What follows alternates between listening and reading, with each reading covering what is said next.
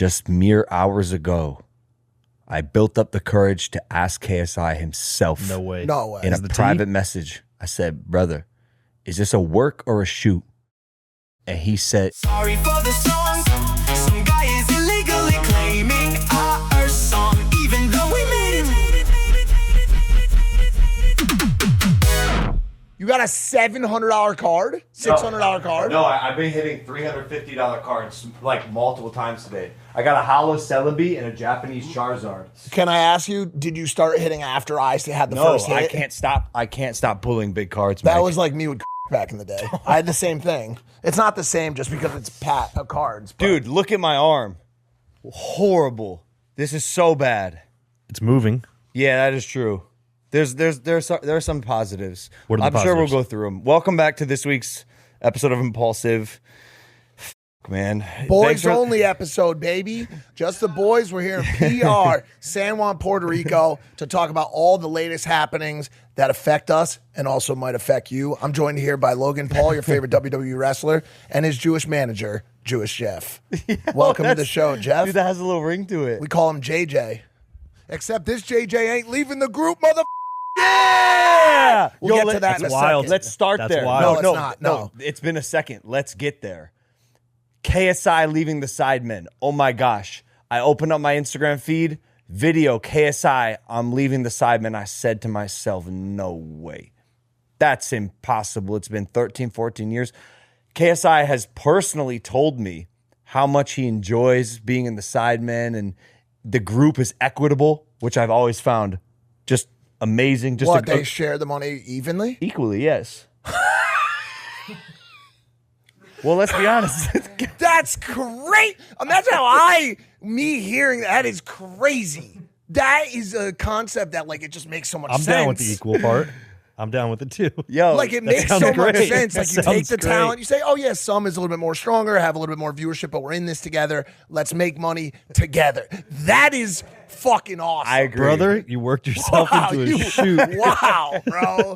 No, I That's agree. great. I've always found it admirable because I would never do that. Because for me, it's like, how much weight do you pull? What is your actual percentage? Oh, then that I you would get can- more of the show. I would have 70%. I would have literally the whole show. What? It's like, no, because it's like not just how much you talk on the podcast. It's about like, why do people watch? You know what I'm saying? I would have all of the show. I would have 100%. I don't think so. There's not one person that's tuning in like, I wonder what Logan Paul has to say. Farm. Are you crazy? I don't know. Let's do it. For this episode. No. Mike, no. We're putting Mike in the thumbnail. Yes.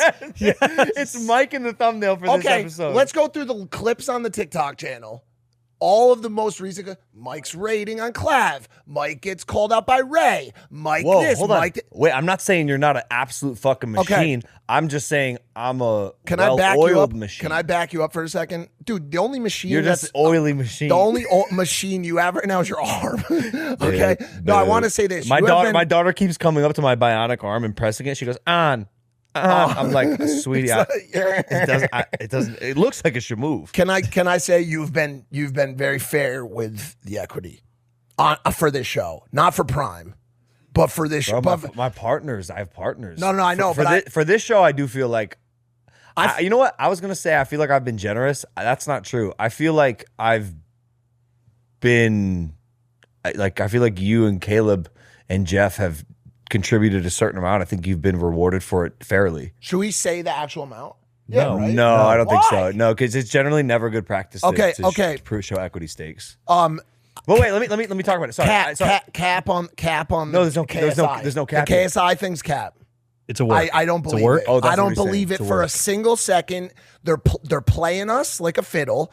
They're playing us like a little UK Scottish bagpipe. They want us to believe that they're having some sort of breakdown, so everybody tunes in from all over the world, and they say, "What's going on here?" And then they're going to come back with a new product. For sure. So 100%. So I thought the same thing. I said, no way, that's not possible. This has got to be a work.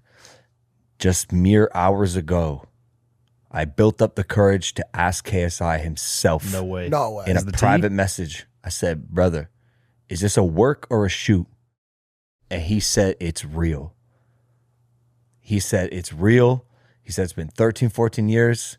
I don't want to air out his information, but generally he was excited to get some time back for himself and what he wants to do with his life. Damn. He's growing as a creator and a person, as we all are. Respect. He's an adult now, and he just wants time. And Sidemen was taking a lot of time. It's a massive channel. Their output is a lot, and as far as I know, I thought it was fake. KSI leaving the Sidemen looks like it's a real thing. Wow. Couldn't he just left, like, taking his time off and then come back? Like, why leave the whole place? Maybe he'll because Right? it sets you up for like a comeback, like a comeback. It's here's the thing. Here's a question to ask, dude.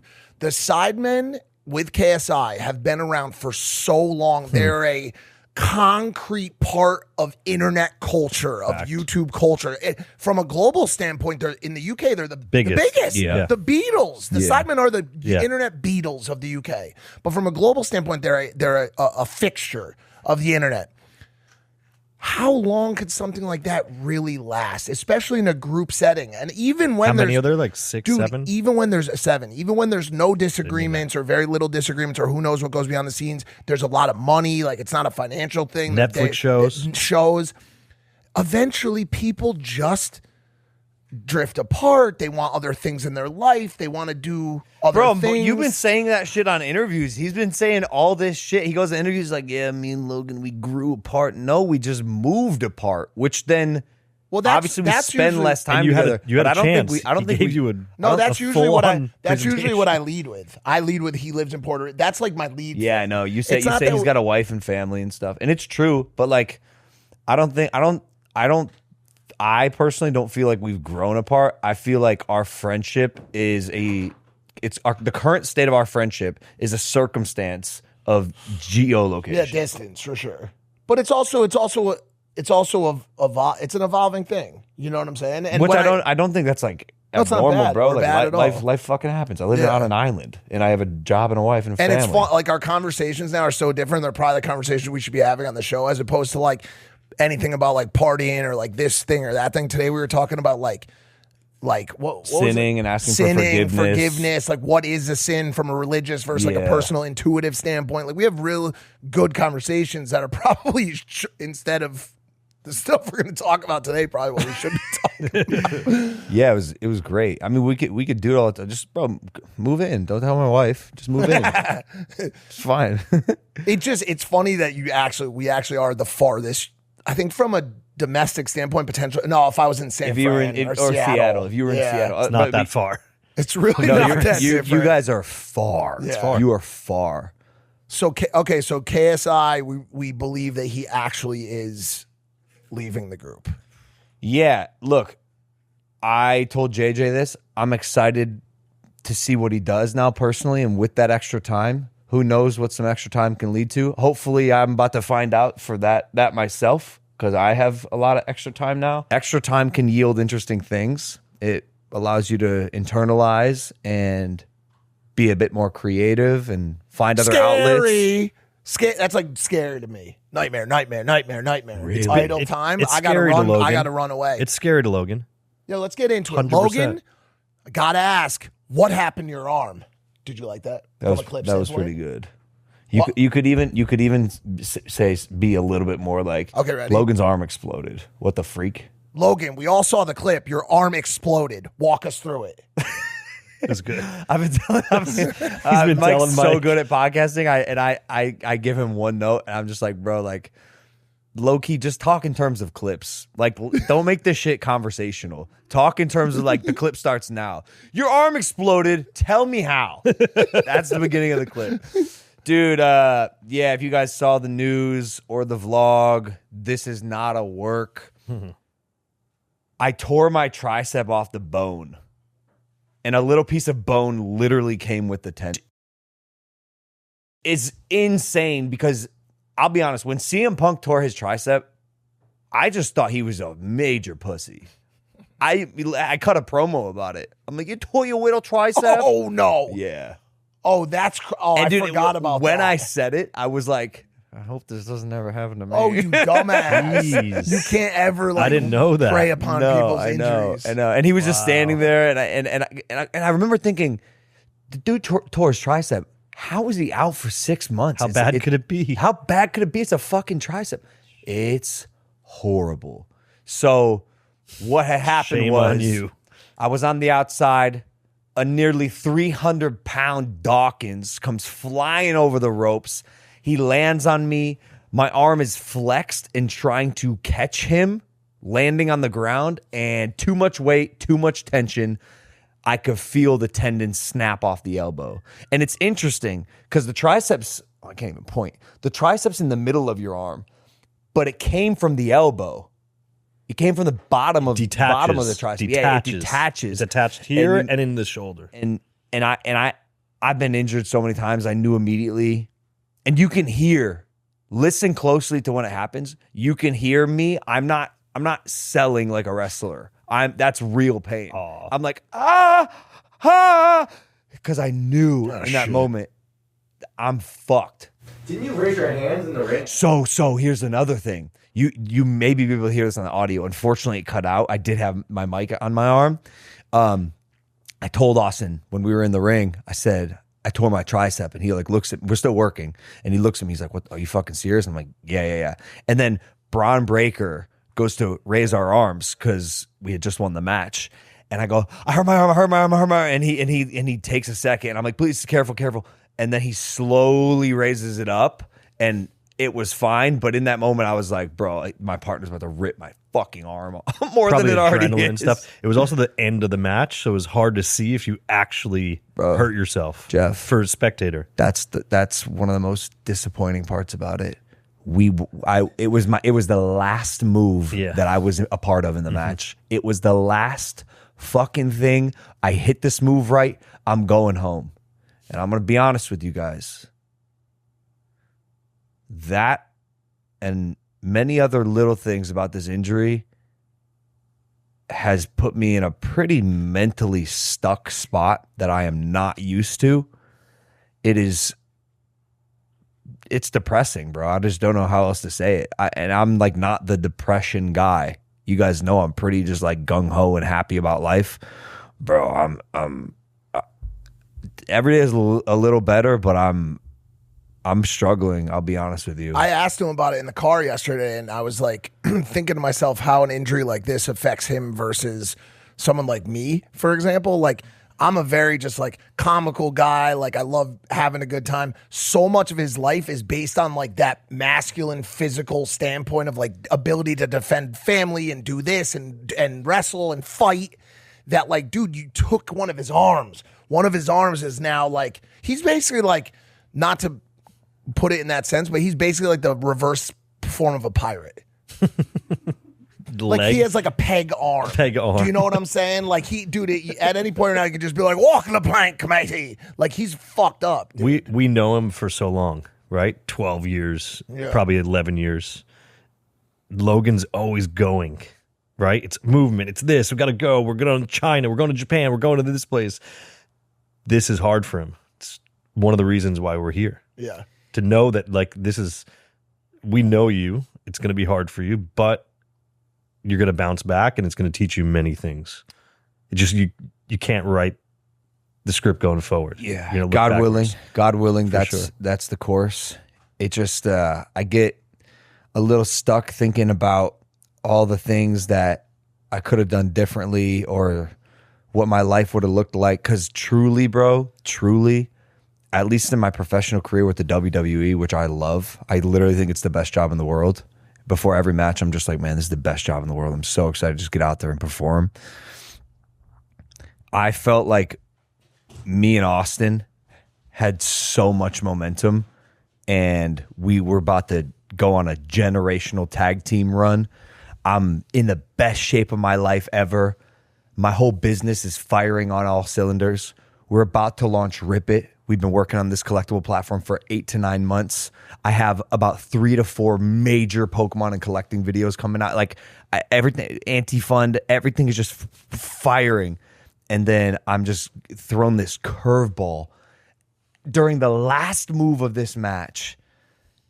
And now the next 6 months of my life look drastically different, and I cannot see the silver lining yet. I cannot everything happens for a reason. So early. I know. It's so early. Look, we've all been there. We went to the doctor's office for a health and wellness check, and you leave thinking, what did I just pay for? That is why we are excited to tell you about what Superpower is doing. I'm an investor in Superpower. So to best know how to optimize your body, Superpower sends a licensed professional to your home, or you can visit a nearby lab for one simple blood draw that reveals 100 biomarkers and unlocks a real understanding of your body. Their app includes detailed information on your heart, liver, thyroid, hormones, metabolism, vitamin and mineral levels, and even environmental toxins. So from disease prevention to treating that annoying brain fog or simply optimizing your gym game, Superpower is the most comprehensive and advanced system out there. Stop only reacting to health problems and start proactively improving your health based on real personalized data. Unlock your new health intelligence. Make this your year to stop guessing about your health with Superpower. For a limited time, our listeners get $20 off to unlock their new health intelligence. Head over to superpower.com. Use the code IMPULSIVE for $20 off your membership, spelled like the show, not the way the word is actually spelled. That's impulsive. And after you sign up, they'll ask you on how you heard about Superpower. Do us a favor if you could. Tell them we sent you. Impulsive sent you to support the show. Thank you, Superpower. Back to the program. What I'm excited about, I thought about this, was showing people through your journey, which is what you do, right, on your vlogs and stuff and here, how to get through something like this. Yeah. Because it happens to people in many different ways in life where it's like, damn, I can't deal with this. I'm depressed. This is throwing me through a loop. I had this perfect plan that was going right here and it was just about to hit, and then everything's ripped from me. So it's exciting to see you, like, through this journey, focus on that to show people who have watched you for years how to get through something and be honest and truthful, of open. Like, this is not often Logan Paul who says I'm depressed. But for him personally, it's like that's, to get through it, perspective is an important thing too, because brothers, imagine this happened to you and you weren't Logan Paul. You were a guy at construction site who needs to like feed the family, and like he has to too, and this will affect him or potentially affect him in some way, right? But like imagine you like are the only provider, and if you don't go to work, and it happens, people get hurt on a job site and they can't go to work, they can't work. That's the thing as well. I have so many things to be thankful for and so many blessings in my life that like I'm trying to basically tell my inner bitch to like shut the fuck up. But at least for now, I'm gonna bitch and moan because it's making me feel better. You should feel and I told that to my wife. I say, yo, I need 7 to 14 days to be a sad, miserable complainer. And then I'm gonna get on my horse and fucking kick this recovery's ass. What day are we on now? Which is great. We're on day 6 out of surgery. And like, yeah, I have my physical therapy coming in after this. I just think for the vlog, it's important daily almost to like check in and be like, this is what's happening. This is how I'm feeling. This is what's going on. Even if you don't use all of it, I think it's amazing content. I've been vlogging it, yeah. But that mental versus the just like, showing the physical part. I think there's also a difference between talking through stuff and coming up with coping mechanisms and so on and so forth, and complaining.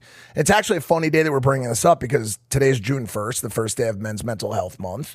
And we've had a lot of conversations on both sides of the spectrum from people like Patty over the years who have always encouraged men to talk about things that they're feeling and steering men away from those crises where they end up not talking and bubble over and maybe do something to themselves or someone else. And then you've got Dana White on the side of the spectrum where it's very much like, yo, stop talking about that type of stuff. Like, no one wants to hear about your problems. Boss up and fucking get through it. And I've always been obviously more on the Patty side. It's not complaining. It doesn't have to be complaining. It could be like, yo, this is what I'm feeling today. When I talk about OCD or anxiety or any of those mental health concerns, it's because there's a toolbox for each one of those. It's not a complaining thing. It's like, yo, do this to get out of it. And he's going to have to employ the same toolkit to get through this. Just not talking about something's ridiculous. Boss up, get through it. That's a very like medieval approach to life. There's a real toolkit for this type of scenario. of what to do on days 0 through 7, what to do on days 7 through 14. And that same toolkit exists for all the problems that people in the audience are facing, whether they're financial, their anxiety, their depression related. There's toolkits for those problems. That's why you talk to professionals about them, because the professionals often have insight on what those things are. My feeling on it is it's usually the future that makes you feel anxiety, as opposed to like being the present and being like, hey, I'm breathing, my family's healthy. Yep. I got to figure out my finances and this and that. But like right now, I'm okay. Well, that's when people ask me how I'm doing, at least now my response is I'm okay, I'm alive. Like, let's start there. Yeah, basically. The rest of my body's healthy. I can breathe okay. My heart's okay. I'm fucking alive. I'm good. Just need that second. All things considered, like, God willing, it's going to be okay. And I'm going to try to knock out this recovery and be back as quick as possible, because I know my return to the WWE will be glorious, like actually glorious. And I'm going to come back bigger and stronger than ever before, and hopefully go on that generational run and become the superstar that I know I can be. Bigger, better than ever before. Drake just dropped ICEMAN. Just touch on it really quick. Came back for the number 1 spot, but not just the number 1 spot. 40. Number 1, number 2, number 3, number 11, number 17, number 20. I think there's like an Ella Langley in there somewhere. It's the most insane thing ever. Bro just said, like, I'm coming back for everything. Yeah, that's bro. mine. And he had to. He had no choice but to do it. They shot every shot. Like, when you're talking about being a pedophile, like, what else you got? Like, you really? Like, no, what they else? went fully Tried to fucking assassinate. overboard. Tried to assassinate his character. Yep. We've seen stuff like this in the past, but like the whole world just went. A lot of people went along with it. The Super Bowl went along with it. Like, dude, they put him in it against the fucking wall, and you picked the wrong guy. And that's why he shot shots at Jay-Z, right? Who's in charge of putting the Super Bowl halftime show. Yeah. And then Jay-Z this weekend just shot back after he said, I'm not going to like join into this stuff. No more than a week later, he's in. Drake GOAT. Drake actually the GOAT, bro. What, like, I remember when the diss track was going down, it was like, well, he's still Drake. Yeah. and then he does this shit. 42 songs at the same time. I never for a second changed, like, gave up. I knew that everybody knew this was gonna, I remember like June 2025 or May or something, right after all the diss stuff started, because it started around Coachella time, and I put out a tweet that was like, a Drake summer sounds way more fun than a Kendrick summer, and it went super viral on Twitter. And I remember I got so much shit. Everyone was like, you know what he's being accused of, and like, you still, bro, as Kanye West said, Drake is the greatest rapper of all time. The greatest of all time. He put out fucking 3 albums. ICEMAN specifically is in his top 5 for sure. For sure. I mean, you would put probably, if you're reading this, it's too late, probably Take Care, and all of them. They're all legendary. No. And what's it called? With Tuscan Leather. Nothing was the same. Above it. So it's probably like maybe Certified Lover Boy, maybe. Sure. So it's like top 5. The rollout for it was incredible. He had a music video for every song. He did it. He allowed streamers to react to it. It was just a really, really good rollout, and reminded people why he's the best ever. But we do know that, like, in the hip hop world, having beef raises all ships, right? Yeah, rising tide. Rising tide. Like, it happens. Like, even so much that we're asking the president of the United States, who you got, Drake? We did. I mean, no one even knows that, because we had to cut it out of the episode. We asked, watch this. We asked Donald Trump, Drake or Kendrick. We had to cut it out of the episode. I think he answered and then said, but I don't know enough about it, so I'm not going to answer. Wait, should I comment on the WWE taking the belt away from him immediately after I got injured? Yeah, I know I saw that kind of went viral. I think Did that actually I think it fired you? could. So I don't know. Paul. I don't know how this happened. They fired Logan. No, they didn't Paul. fire me. They didn't fire No, me. he's not fired. Wait, they did call you? And said what? Said, what, you need the belt? What'd they say? I got a call from talent relations. They go, Jorge, your car's outside. You guys are good to go. One small thing. We need the belt. Can Logan please leave the belt? We're going to send someone And Jorge, how to did go you, and grab how did the you answer belt. that? How did you answer that question? Oh, yeah. Sure, we'll leave the belt. No, I looked bro, at bro, Logan. no, bro. I looked at Logan. You I should've go, said I should've kept absolutely that not. Bro, he fucking gave it up in 2 seconds. I didn't even fight for it. I don't know You why I didn't call wasn't me. thinking. You didn't I call wasn't me. in my right mind. Moments after I got injured, I was still in the venue, bro. I don't even think I had a shirt on. No, you They didn't. said, we're going to need that belt back. What? It's been 10 minutes.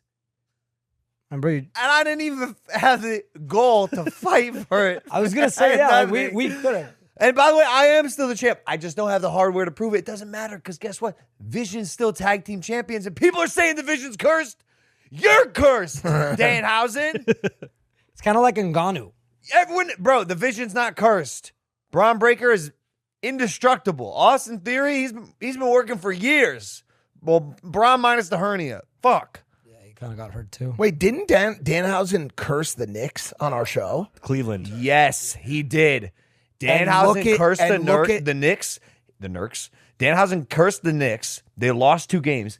Then he uncursed them. And they No, won every shut They up. game. won 8. Yeah. Wait, he No uncursed them on the show way. with I think it was With Stephen A. Smith. He Smith. uncursed No them and then way. cursed the Cavs. And I bet against Danhausen, I got rocked. Because you lost your tricep that day and you lost the poly market. Horrible. day.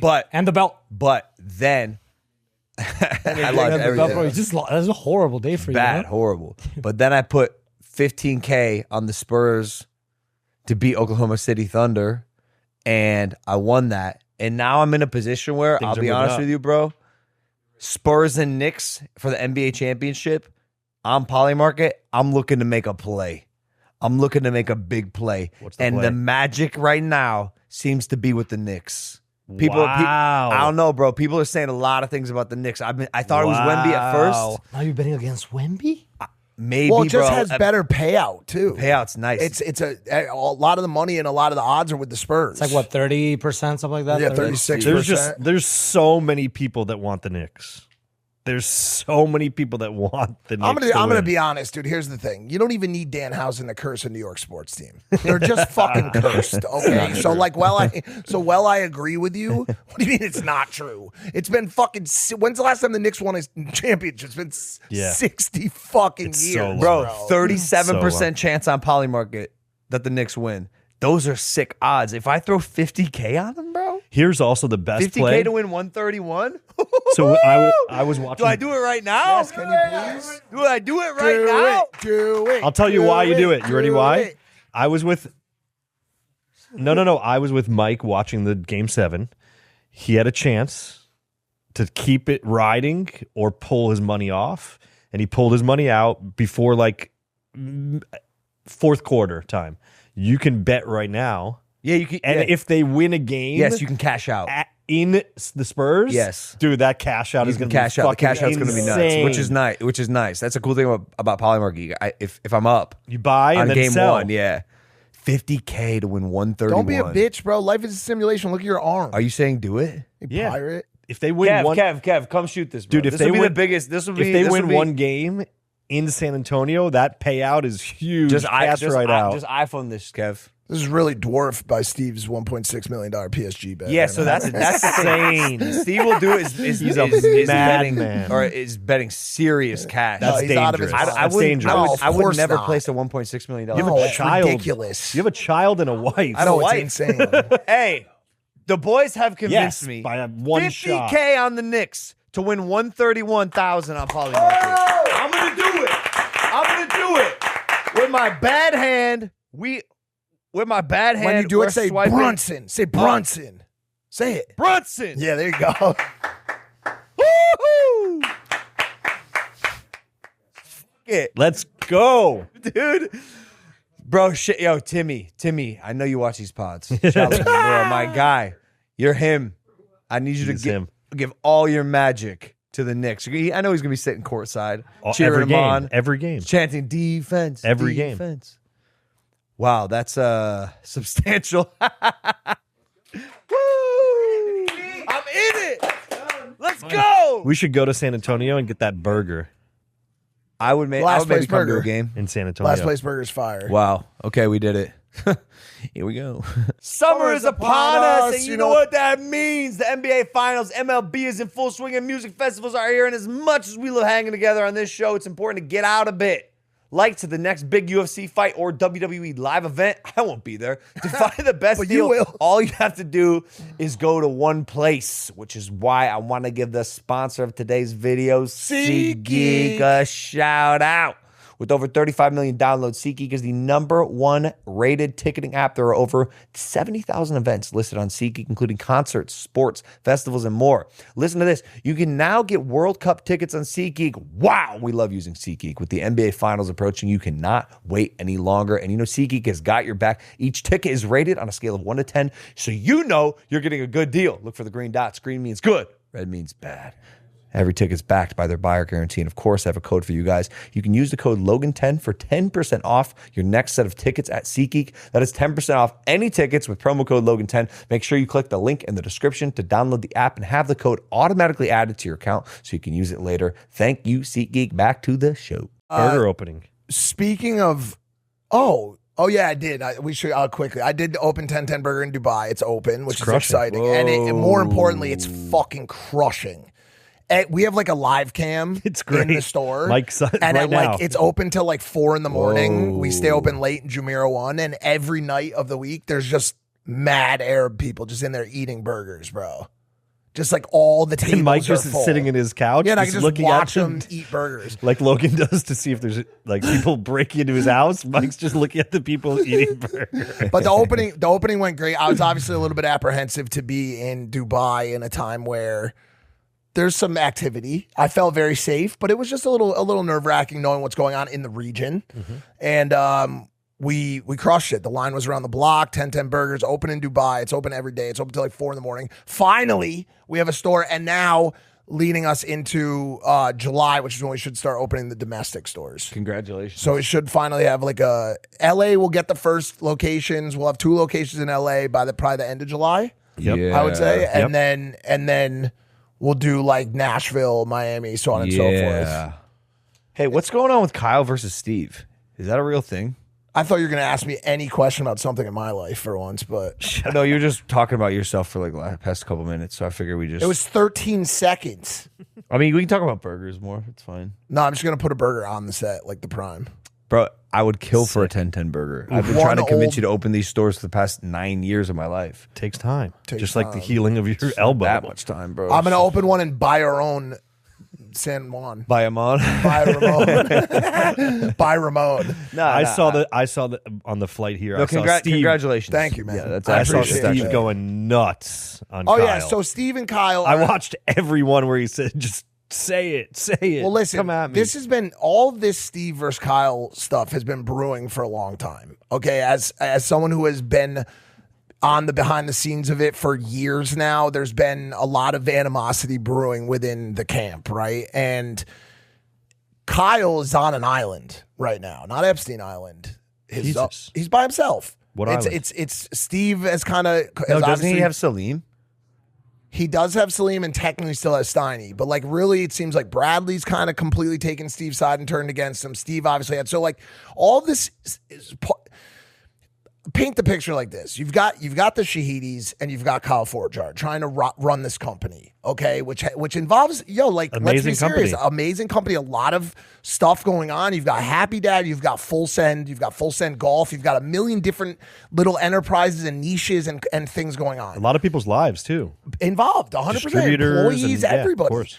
And one of the people pushing that along and making that thing bigger is this explosive nuclear bomb, which is SteveWillDoIt. And now it brings up this like tried and true thing where you have this radioactive warhead that can bring you to greatness in Steve and really drive viewership by the crazy antics. But if it starts to go haywire, it affects the fucking business. And so I think at first Steve was a way of like really turning up the volume on everything and doing all this crazy stuff. But eventually it became like, yo, Steve can be a liability. for the enterprise. And you know, if he gets in trouble with YouTube, he's going to turn on YouTube and he's going to cause problems potentially for all of us. And you started to see this kind of rift form between the organization and Steve. And I think Steve was unhappy or unsatisfied with equity and with royalties, outputs, whatever over the years. So this rift just kind of continued to form. And it for what are you doing right now? In Were that you just moment, taking a picture of yourself? no, I was just checking that my hair wasn't too crazy. And for years, it was like a silent battle. Like it seemed like it was just like kind of like trading shots that weren't real. But now it's obviously become real. I saw Steve at the Brand Risk event. You know why this sucks? What? Is because when you have people who have both been in the same camp and at one point played on the same team for so long, when they say stuff about each other, a lot of times it's almost immediately accepted as truth. And so when Steve is coming out and saying XYZ about Kyle or vice versa, I think people assume it to be true because it's like, oh, well, he's in the camp. Yeah, he's in the, so he this knows must shit. be true. Like Yeah. he knows something more than we do, and this was the information that maybe I thought happened, but now he's confirming it, and I know this phenomenon, and it sucks because it happened with George, and it was part of the reason that when that whole falling out happened, I was a little concerned with what he would say, and he ended up saying a lot of stuff that simply wasn't true, and I felt like I had to go on the offensive, or actually the defensive, and just be like, yo, like here's the 8 things he said that simply aren't true, and here are the receipts, because otherwise, why would you believe me? So, and thank God I had the receipts. But when Steve comes out and it says, you know, Kyle's botting views, this happened, that happened, it's like, I think a lot of people are like, yes, Steve's right. Like what? Like I think he came from within. Well, I think the camp. Kyle truthfully, because I've talked to him about it a lot, wants to do that. He wants to come out and be like, they want to come on the show. Kyle wants to come on the show. I wanted to get both of them on the show together. That's insane. But Steve, now Kyle's got to be very angry. This past 3 days, Steve went on a fucking bender.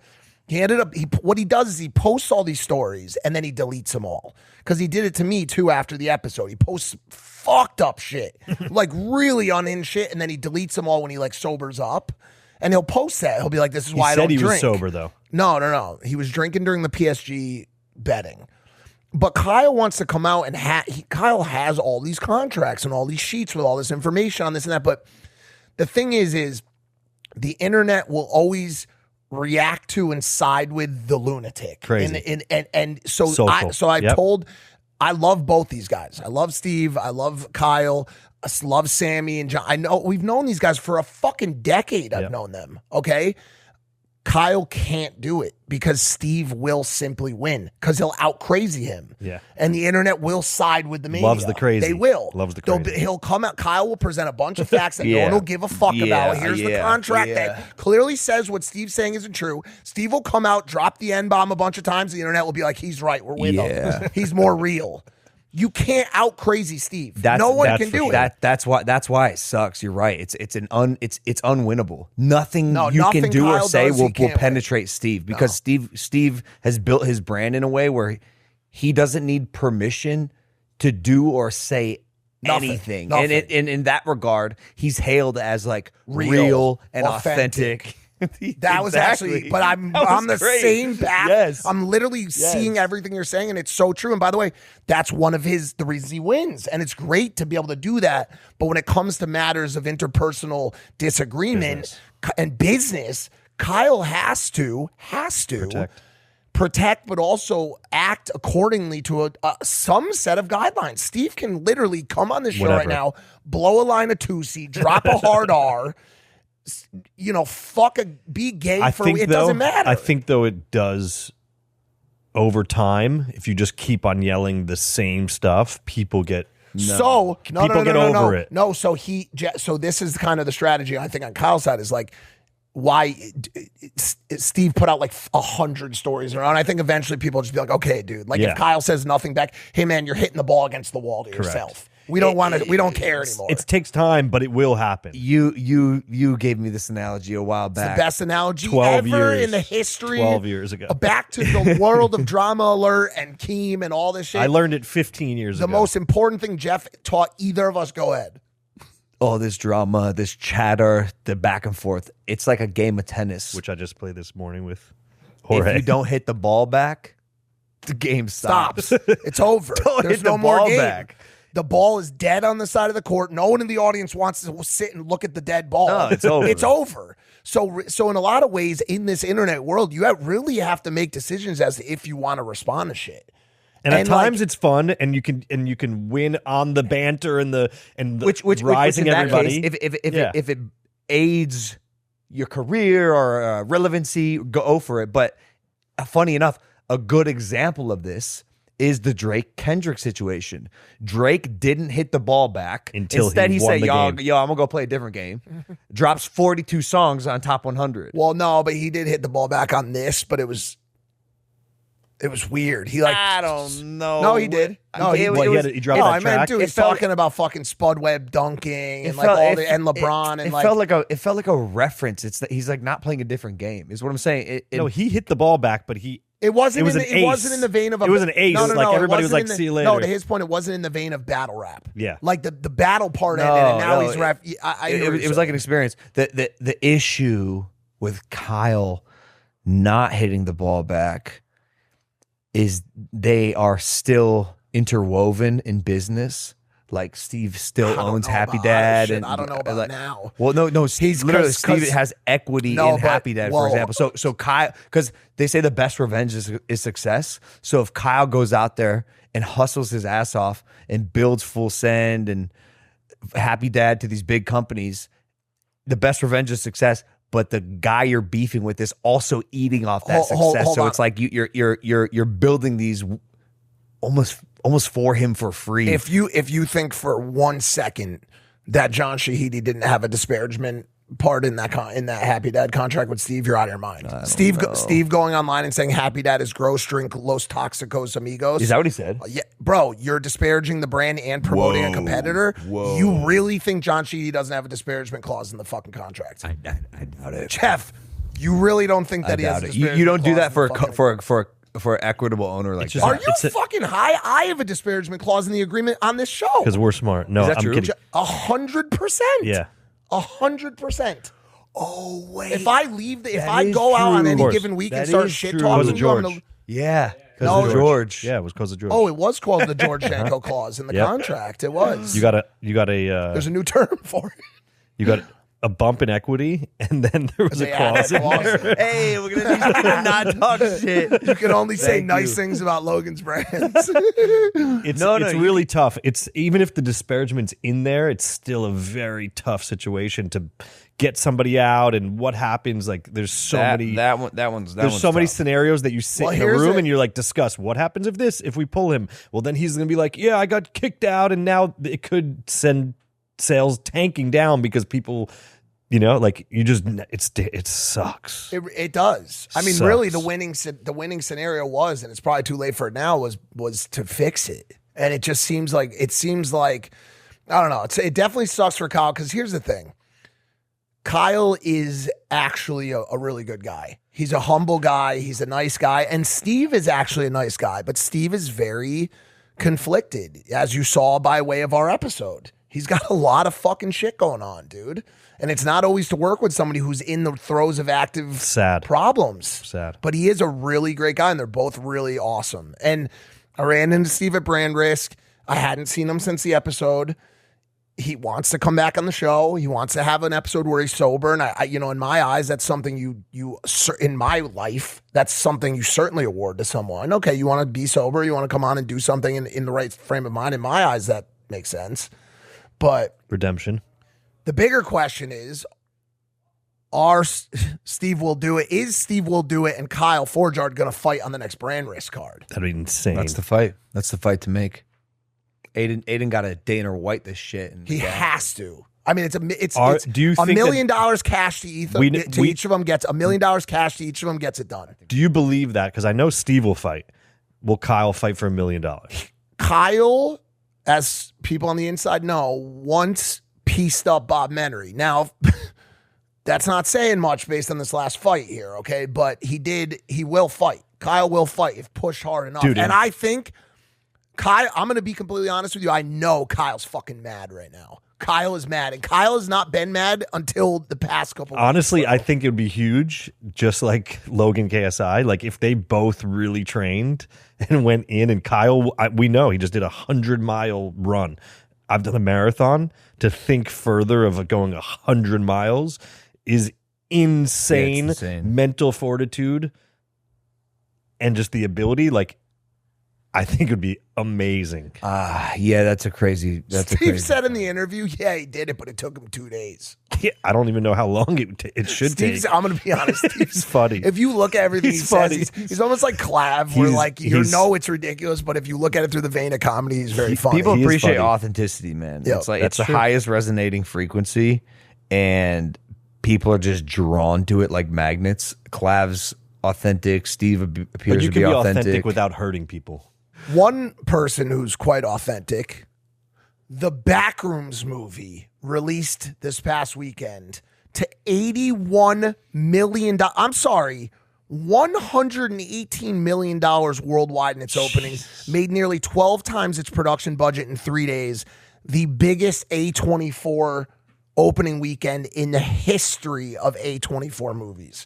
We are currently in a whirlwind of creator-produced movies. Between that and Obsession, I want to start with Backrooms. But what an incredible time to be a creator who has any kind of vision for something that is greater than or in a different line than just publishing on platforms. Incredible. Like, imagine if this had happened around the Flat Earth days. We could have ourselves a major motion picture. Yeah, we were a bit early. I mean, think about it. You also didn't do like drama or suspense. Oh, there was don't you fucking Okay. dare. Yeah, don't do that. Don't you dare. There was plenty There's of drama and suspense. And suspense. You know who led the wave here was the Rocket Twins. The Rocket Twins. yeah. with the Yeah. A24 movie. Yeah. Very true. Let They me in? walked. What was it? so- Let me in? Talk to me. Talk to me. Talk to me was Yeah. incredible. And wow, that's a really, was there anything that predates Talk to Me? And Not in a major way where it was an incredibly obvious creator making a full feature film, honestly, besides Airplane Mode. you know what's crazy, dude, about Airplane Mode? So we obviously made Airplane Mode like 10 years ago when 11. I was literally like a child. I think Jake and I started what we helped write the movie. I think I was 19 years old, and so like stuff I thought was like funny and edgy then, now I'm like, whoa. But I recently saw a scene from Airplane Mode of all the creators going through the TSA check-in Amazing. line. First day of shooting. And in this world that we're living in, it kind of played. The jokes were so fucked up, and we're in like at least now, Trump's America, right wing. Everyone's a little bit more edgy, saying things that they could only think about 4 years ago. Yeah. And so I was watching the scene. I went, "Yo, this movie is fucking horrible, but this scene's kind of funny, bro. This is fucked so up." what, just wrong place, wrong time? Yeah, wrong place, No, wrong time. No, I mean, there was no adult supervision. We were all so young, first timers. We got lucky for Yeah. people taking a chance on us. Had there been a little guidance and supervision, it had an amazing chance. Yeah, I think. I mean, look, I could pick it apart. Anyway, but what I'm saying is, like, to your point, creators now with a platform and tens of thousands of hours making videos online and getting feedback and learning how to storytell and developing a loop of creation that makes you really good at your craft now have the ability to make what they want and then distribute it worldwide with the right partner like an A24 if your product is good enough. And the director of Obsession was a very talented YouTube and sketch creator who had been doing this, his entire adult life. And same thing with Backrooms. So like, He's really, young. really think about what we're talking about right now. The director of Obsession is 25 years old. I think Backrooms is 20. Kane Parsons is like 20, 21 years Yeah, old. yeah. So think about this for a second. You're talking about at the same exact time, leading into the summer, major blockbuster moment. Okay, you're talking about 2 of them. The top 2 movies, I believe, with Star Wars at number 3. Like, think about what we're saying, okay? And by the way, for credible reasons, this isn't some hype bullshit, okay? Especially with Obsession. I want to talk about this a little bit. So you don't know what the Backrooms are. No. Let's just quickly talk about it, okay? 2019 4chan post of this creepy labyrinth complex of hallways with like fluorescent lights and yellow carpets and like this buzzing sound is the Backrooms, okay? And it's this place that you can basically no clip out of reality into this area. What is no clip? It means you like glitch out of reality. Okay. Okay. And you Like end Logan up did last night. correct. And you end up in this place that and it all is kind of based on this new era of what's called like liminal horror. And basically it's like stripped down horror that utilizes places that seem like maybe you know how like when you have a nightmare sometimes I've been here before, but it's slightly different. Yeah. It's just not right. Yeah. That's what it plays off of. It's just not right. Like something's wrong here. Eerie, creepypasta, right? So Kane Parsons is inspired by this post to create this Backrooms series on YouTube, which gets tens of millions of views on YouTube, okay? Which creates this entire society of really driven Backrooms viewers. He created this as like a 16-year-old? Yes. Or however, whatever. Yes, he was young. He was 17, whatever. He saw this idea about the thing and glitching out and then said, I'm going to create my own turned it. He was inspired by the post, okay? Yeah. And turned it into this whole series where this labyrinth is endless of these like really like liminal space with like carpets. It kind of looks like where we are right now in this office building and these lights that hum, but on different levels of the Backrooms, there's different creatures that you encounter. And it's a very fucked up, scary place. So he then now has to take this and apply what is a very niche liminal horror set that his audience is so into, like these situations where you have to take something niche and make it mainstream. The level of responsibility in that craft is fucking endless because you have an audience of people who love you and are depending on you to tell the story in a way that they see fit. We should try to get him on the show. We asked A24. He right now he's the most popular person in the world, and I would love to. But anyways, I go see this movie with my new little thing the other night. I picked movie theater and remember the nice one with the fucking nice recliners and the blankets and everything. 2-seater, you can order food. They come right to the thing. And I watched this movie, and it is very unnerving. It is very unnerving, very anxiety-ridden film to watch this. It's based in the 1990s, early 90s, right around this economic boom. And this, what's the actor's name? The Backrooms? Chiwetel Ejiofor. Yeah, he said it. This incredible actor. Okay, he's struggling to pay the bills, and he's got this furniture store. And I'll just give nothing away, but that's where he kind of enters the Backrooms. And the entire film, the characters that are encountered in the Backrooms, all of the things that happen are all an allegory, are all symbolism for internal battle and conflict in the characters' lives in the movie.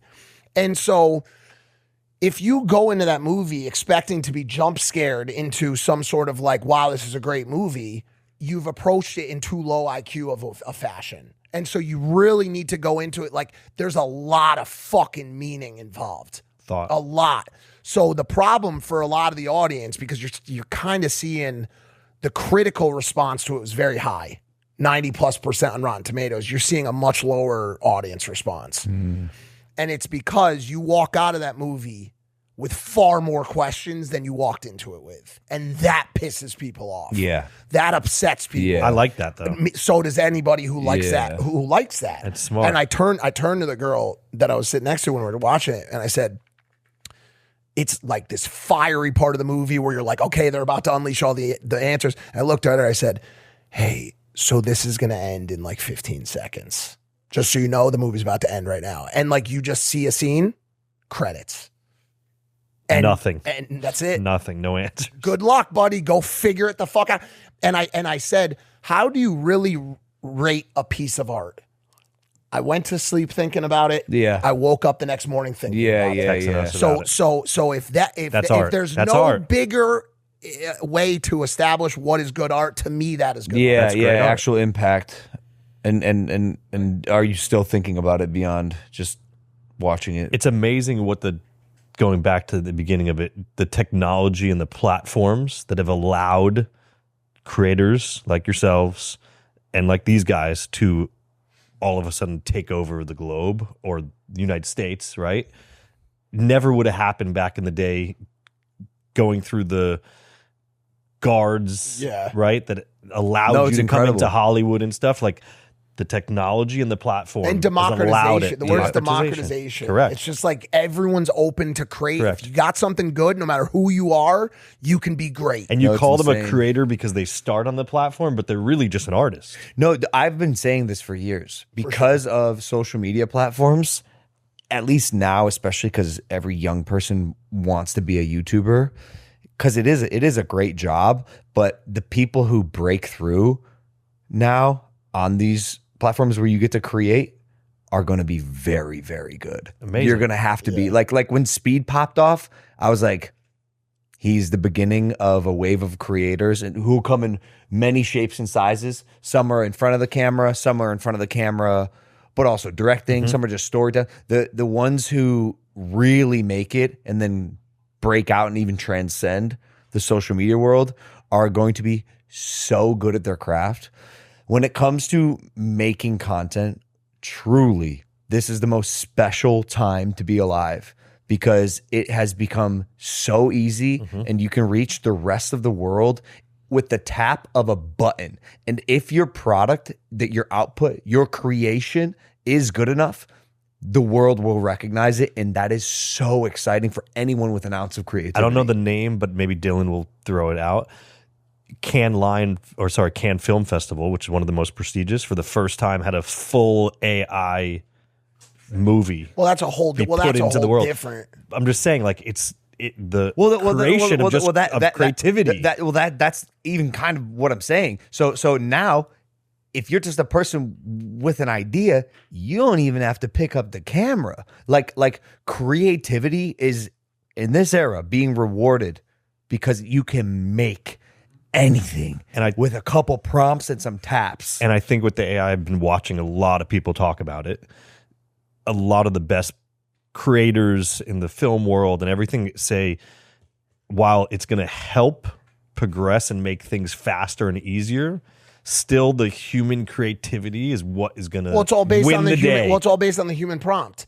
And what you get is you just end up with creative prompters. I mean, dude, I am awful with names today, but the guy that I've been showing you from Instagram over and over that does those insane fucking gossip goblin. Is that what it was? Remember I showed you? No, you're on your own, bucko. No, he knows. You know the differentiator is going to be. Dude, we talked about it on the show. Down to one word. This dude that does the really fucking intricate and like. Yeah. I see. Yeah, it's taste.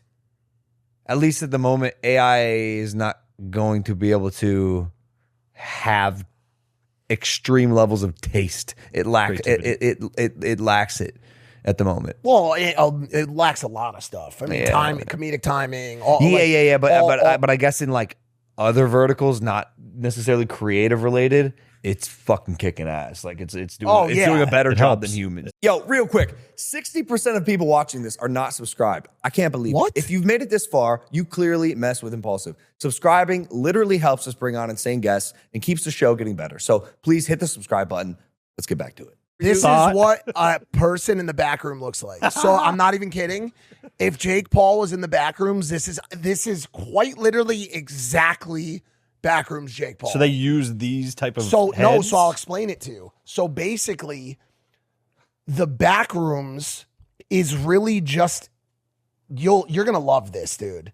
This is known too. It's not a spoiler. The Backrooms remembers. Okay, it's basically like memories in your mind what your memory does when it tries to remember something is it creates like a pretty basic memory of it. Okay, it's not quite what it really was. Yeah. Okay, like when you think back Details. when you think back to like eating dinner at the dinner table when you were a kid, it's a very so it distorts the memory a little bit. So the Backrooms remembers, but it remembers, and as it continues to remember, it continues to distort. And so those distortions become pretty fucked up. Oh, that's dude. really cool. It's That's very really cool. cool. So this literally is what Jake Paul looks like in the Backrooms. Yeah. I mean, I'm going to be honest. Jake's been on a bit of a bender. This might be just what Jake Paul looks like in real life right now. Is that a helmet? Can you put it on? This might just be this Jake might Paul's be a ear recent is picture falling of Jake off because Paul. Mike Tyson bit it. Like if you saw Jake in Georgia right now, dude, this might be him. Dude, I don't look, I have a bunch of haters, but I've been a Careful. hater.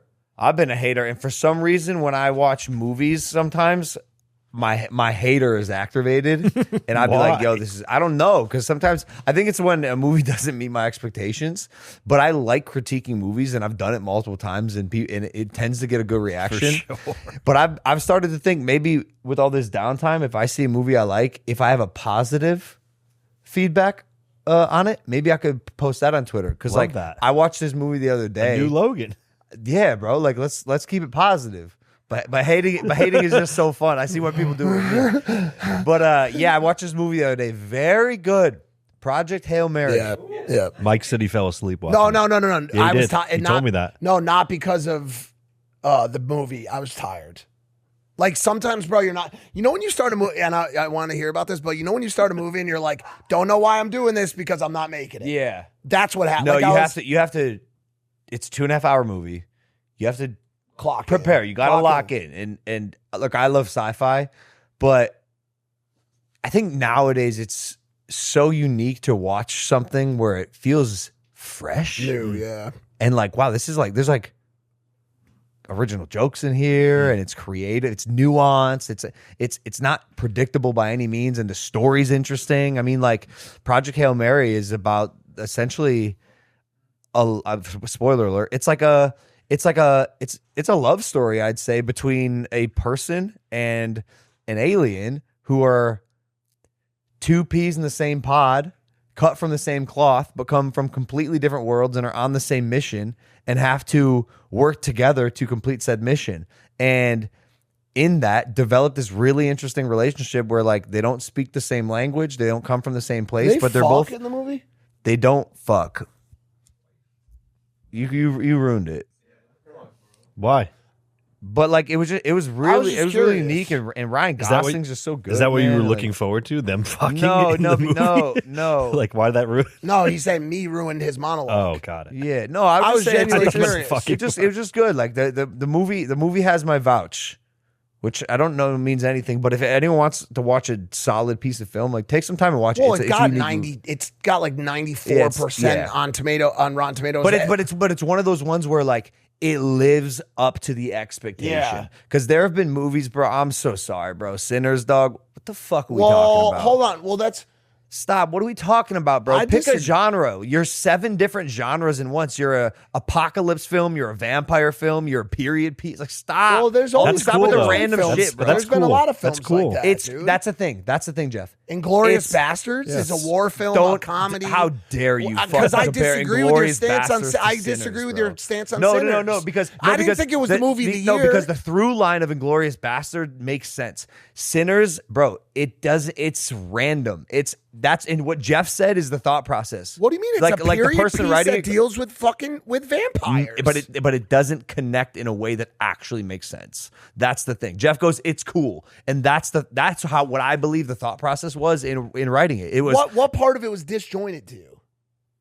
I think when they broke out into the Rambo scene at the very end, I was like, this is fucking insane, bro. Like, how do you get here? Why did Michael B. Jordan literally just turn into Rambo?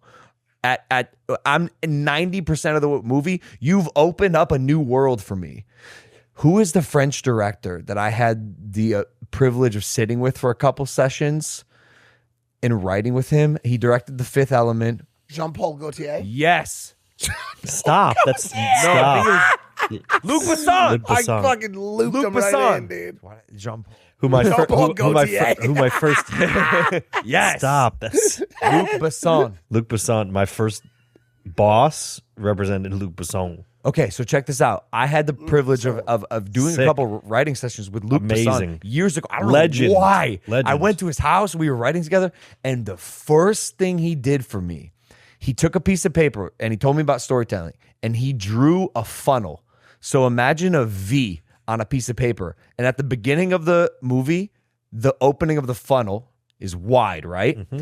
But as the movie progresses, the funnel gets skinnier and skinnier. And he said at the beginning of the movie, at the top of the funnel, you can introduce Anything. Yeah. anything Yeah. Of and course. build the world how you please, because it's your blank canvas. You're bringing them in. But as the movie goes on and you've built this world, people are going to become less accepting of the outliers or the characters that kind of don't make sense. If you introduce Has Luc Besson ever heard of a twist? The word's a twist. Not- Maybe that's an American thing, Luke. Sorry, brother. Why don't you go have an aquapana by the fucking AG&C, okay? Luc Besson. Hopefully he doesn't watch Shutter Island. His fucking brain will explode. No, I'm excited for Disclosure Day. I think that Steven will- Spielberg knows some shit about aliens. That's what people are saying based on Yeah, the movie. I think he's a great director. One of the greats. It's the best. Yeah, so like I think he's a good director. He's the goat. He's the goat. He's a No, good yeah, he is. director. He All is the goats. director. Fucking Steven. I'll be honest, Nolan has my heart. They say that Steven Spielberg changed movie making with Jaws forever. I mean, Nolan. Yeah. I mean, Nolan certainly is up there now. He's too. now Yeah, a no. product. Nolan is the greatest amazing. director of all time. He's in amazing. my Well, opinion. you can have that discussion with a Spielberg backer. I'll do it. I mean, dude, for me, I'm an Aronofsky guy. It's amazing. I mean, dude, think about Aronofsky's fucking portfolio. What are we missing today? Yeah. What else is going on? I mean, we're in a great In the spot. I'm world? really proud of you, dude. What's happening in the world? How come Yeah, you UFC how come you won't 250. how come you won't watch the movie The Wrestler? I've told you a number Mickey of times. Rourke? Mickey Rourke. Yeah. Unbelievable. I told you a number of I times know. to watch it. I have found that sometimes going back and watching older movies is Brother, is no. harder. This one is It's not ver- that this one fucking is old. this one is It's from like 2018. nope. No. It's from 2012. 2009. How crazy is it 'Cause how I was- fast I time's was work- passing? Do you know my- what year No Country for Old Men is from? No Country for Old Men. It's got to be. 2007. That's How probably did that that's happen? wrestlers around there. The Wrestler, 2008. Yep. The Why do you- Wrestler is an incredible Yeah, film. I'll watch It's it. similar Why do you to ask? it's similar to the Rock's movie that we just Why saw. do I ask? Because it involves a wrestler who is injured and Similar. shouldn't be wrestling. And Bro, speaking of that, I gotta go. I actually have to do physical therapy. I gotta right now. pee so bad. I've physical been holding it therapist in. well, Dude, we let's should think touch on this prostate last issues. topic. What's the last I don't know, I topic, just bro? made that No, he up. always does this, bro. We wrap up. He's like, "Well, I have more to say." Dude, fuck anybody who got mad at me because I called the PSG game a championship soccer shootout. As opposed to football. I don't fucking care. I got beat up on Twitter for that, bro. What'd you say? I said it was a championship soccer shootout, and I said it was the most exciting thing I've ever seen in sports, and Why America did you doesn't get beat up? have Football Why did you shootout. What? Why did you get beat up? Because they all made fun of me. They said championship soccer shootout. That's what it is. No, they said it's actually the Champions League football penalty kicks. It's the same fucking thing, Bro, Hey, fuck welcome you, back dude. to this episode of Impulsive. Thanks for watching. We'll see you next week. Let's go Knicks! Let's go Knicks! Remember, I love you. Take it easy. We'll see you next time. Take it easy. Peace. Take it easy next time. Take it easy. Peace.